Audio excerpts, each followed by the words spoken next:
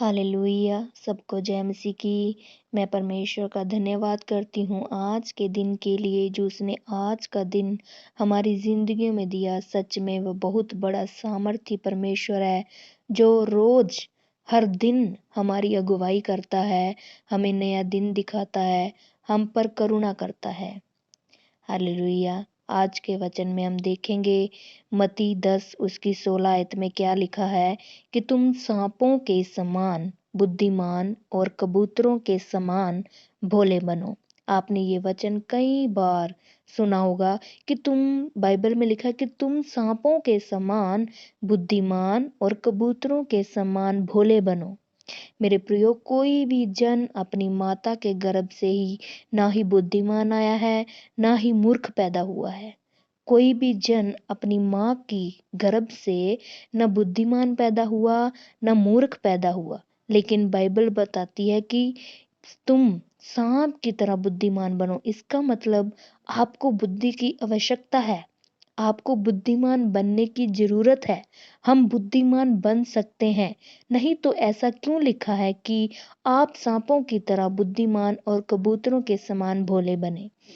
जब हम इस संसार में देखते हैं तो कई लोग ऐसे हैं जो अपने आप को बहुत बुद्धिमान समझते हैं, बहुत ज्ञानवान समझते हैं। वो ऐसा सोचते कि हमारे जैसा कोई बुद्धिमान है ही नहीं।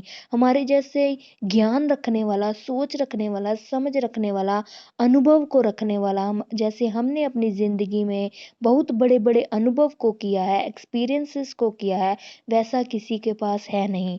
ऐसा लोग हो सकते हैं, लेकिन परमेश्वर का वचन कहता है कि यहोवा का भय मानना ही बुद्धि की शुरुआत है। अगर आपकी जिंदगी में यहोवा का भय है, डर है, तो इसका मतलब आपकी जिंदगी में बुद्धि की शुरुआत हो चुकी है। अगर आपके जिंदगी में यहोवा का डर नहीं है, तो आप अपने आप को बुद्धिमान समझते हैं, ज्ञानवान समझते हैं, तो वो अहंकार कहलाएगा। क्योंकि बुद्धि वो देता है, ज्ञान वो देता है, और हमें जिंदगी भी वही देता है। परमेश्वर ने कहा है कि तुम सांप की तरह बुद्धिमान और कबूतर की तरह भोले बनो। क्योंकि सांप एक ऐसा जीव है जो बहुत चालाक है और उसे आसानी से पकड़ा नहीं जा सकता। यदि कोई उसे पकड़ने की कोशिश करता है तो वह हमला करता है। बाइबल बताती है कि वो बहुत जल्दी छिपने वाला जीव है। उसी तरह तुम भी छिपने वाले नहीं, बल्कि उसकी तरह बुद्धिमान बनो कि कैसा अगर कोई मुझे पकड़ना चाहता है तो उसकी चाल में मैं कैसे बच सकूं। अगर मुझे कोई अपने वश में करना चाहता है, अगर मुझे कोई अपनी संगति में खींचना चाहता है, अगर मुझे कोई बुराई की ओर लेकर जाता है, नशे की ओर, चोरी की ओर, व्यभिचार की ओर, अगर मुझे शैतान या शैतान के बंदे खींच कर लेकर जाना चाहते हैं, तो मुझे कैसे सांप की तरह चतुर होकर उनसे बचना है और उन पर हमला करना है। आपको बचना तभी हो पाएगा जब आप सांप की तरह बुद्धिमान बनेंगे। बाइबल बताती है कि यहोवा का भय मानना ही बुद्धि की शुरुआत है। बहुत से लोग सोचते हैं कि वह व्यक्ति बहुत होशियार है, वह व्यक्ति बहुत ज्यादा बुद्धिमान है, लेकिन बाइबल बताती है कि जो परमेश्वर का भय मानता है वही बुद्धिमान व्यक्ति है। और आपकी जिंदगी में तभी से ही बुद्धि की शुरुआत होती है जब आप उसका भय मानना शुरू कर देते हैं। एक डॉक्टर अपने आप में बुद्धिमान हो सकता है क्योंकि उसने डॉक्टरी की पढ़ाई की है, इसीलिए वो डॉक्टरी में बुद्धिमान है। अगर आप परमेश्वर में बढ़ेंगे, परमेश्वर का वचन पढ़ेंगे, परमेश्वर के वचनों की ओर मन लगाएंगे, उसको अच्छे तरीके से समझ जाएंगे, तो बाइबल बताती है कि आप परमेश्वर की बुद्धि को पा जाएंगे। आप उसके जैसे बुद्धि को प्राप्त करेंगे, उसके जैसे कामों को करेंगे और उसके जैसे बुद्धिमान बन जाएंगे। वचन में लिखा तो है कि सांप की तरह बुद्धिमान और कबूतर की तरह भोले बनो। कबूतर एक ऐसा जीव है, ऐसा पक्षी है जो कभी किसी को नुकसान नहीं पहुंचाता। यदि आप उसको हाथ में भी पकड़ लेते हो तो वो आपको कभी मारेगा नहीं। उसी तरह परमेश्वर ने भी आपको अपने हाथों में रखा हुआ। उसने बोला कि आप कबूतर की तरह भोले बनो। आप अपने दुश्मनों से मत डरो, उनसे बदला मत लो, क्योंकि आप मेरे हाथ में हो और आप उनको मत मारो। परमेश्वर का काम है बदला लेना, परमेश्वर खुद ही न्याय करेगा। लेकिन वो कहता है है कि तू कबूतर की तरह मेरे हाथ में भोला बन के रह। इसीलिए इस बात को बड़े ही ध्यान से समझें, परमेश्वर के वचन को पढ़ें, ताकि आप बुद्धिमान बन सकें और आपका भरोसा उस पर हो सके और आप अपना बदला ना लेकर कबूतर की तरह भोले भी बन सकें।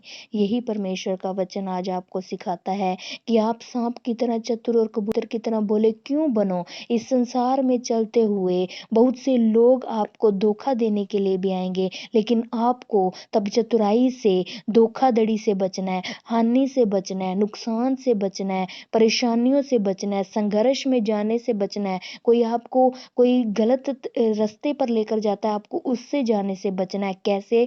चालाकी से। और कबूतर की तरह ऐसे बने कि परमेश्वर आपको अपने हाथ में रखे और जब आपको कोई नुकसान पहुंचाए तो आप उससे बदला ना लें, बल्कि भोले बनकर बैठें और देखें परमेश्वर क्या करता है, परमेश्वर कैसे न्याय करता है, कैसे अपने लोगों को छुड़ाता है, कैसे अपने लोगों को बचाता है, कैसे उन पर दया करता है, कैसे उनके लिए खड़ा होता है। क्योंकि यहोवा कहता है, तुम चुपचाप रहना, तेरे लिए जंग मैं लड़ूंगा, लेकिन तू चुपचाप रहना। वो न्यायी परमेश्वर है, वो सदा सर्वदा एक जैसा परमेश्वर है। आइए मैं आपके लिए प्रार्थना करती हूँ। हे स्वर्गीय पिता परमेश्वर, मैं आपका धन्यवाद करती हूँ, मैं आपकी तारीफ करती हूँ पिता। आप सच में दयावान हैं, आप सच में पिता परमेश्वर दयालु और कृपालु बाप हैं। आप अपने लोगों पर दया करते हैं, आप अपने लोगों को बचाते हैं, जैसे आपने इजरायलियों को प्रभु जी 40 साल तक बचा के रखा। हर एक चीज, हर एक वस्तु उनको प्रोवाइड की, उनके लिए सब कुछ दे दिया पिता। स्वर्ग से मन्ना दिया, उनके ना कपड़े फटे, ना उनकी जूतियां घसी। आपने इतने बड़े चमत्कार किए कि वो भूखे भी नहीं सोए। आपने इतना कुछ किया। क्यों? आप अपने लोगों को छुड़ाने वाले, प्यार करने वाले परमेश्वर है। और आप हमें अपने डर से भरें, हम किसी और से नहीं बल्कि तेरे से डरे खुदावन, क्योंकि ये इंसान शरीर खत्म करेंगे लेकिन तू हमारी आत्मा को लेगा। इसीलिए हम तुझसे डरें और प्रभु जी बुद्धि की शुरुआत करें पिता, और तेरी बुद्धि हम में आ जाए, तेरी बुद्धि हमारी जिंदगियों में काम करे